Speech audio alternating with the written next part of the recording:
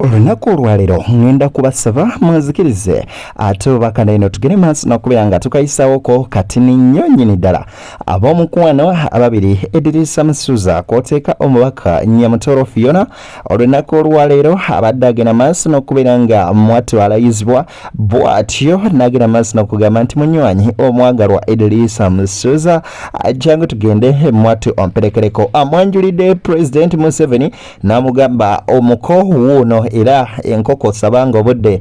bukyali naye ndubuuza bano bombi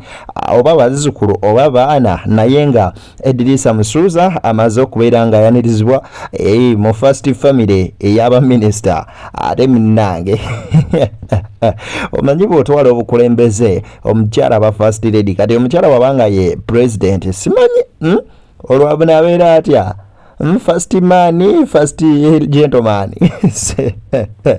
Kati Eddie Kenzo ageze basira kwera nga ayanjulibwa maaso g'omukulembeze w'eggwanga jjukira nti guno nno ndowooza gunaba mulundi gwakubiri Edrisa nga asinkana His Excellency Yoweri Kaguta Museveni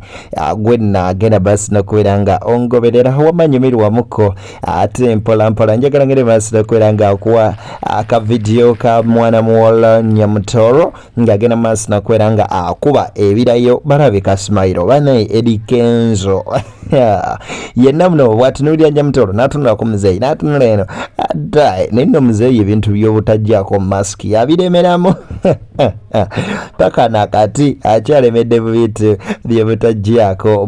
buvaazi bugamba nti bumaski azibwa makakuwe okulayira kwa Nyamutoro wabagwa atasinga okunjagala nsuubira ati onyumiddwa osobola subscribing awamane tutambuza ensonga butereevu nnyo annyini ddala nayagala olanga naffe osobola ate mwate ogenda maaso n'okubeera nga okubako ku namba eri awo waggulu kebera mu profile yange ojjasangamu enamba onkubireko tugende maaso n'okubeera nga tuwaya labayo Nyamutoro agamba nti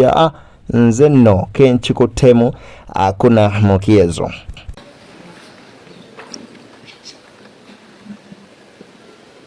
I,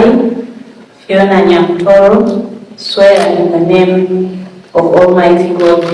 that I will be faithful and bear true allegiance to the Republic of Uganda and that I will preserve, protect and defend the Constitution. So help me God.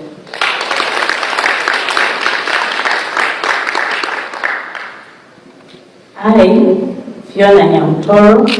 being appointed a Minister of Uganda, swear in the name of the Almighty God that I will at all times well and truly serve the Republic of Uganda in the office of a minister, and that I will support and uphold the Constitution of the Republic of Uganda as by law established, and that I will, to the best of my judgment,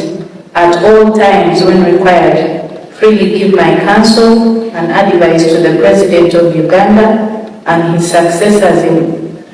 in office as by law established for the good management of the public affairs of the Republic of Uganda, and that I will not directly or indirectly reveal any matter as shall come to my knowledge in the discharge of my duties and committed to my secrecy. So help me God. Wamazikiriza ngambe nti congratulations Honorable Minister Nyamutoro Fiona ate omukyala omujja mu maka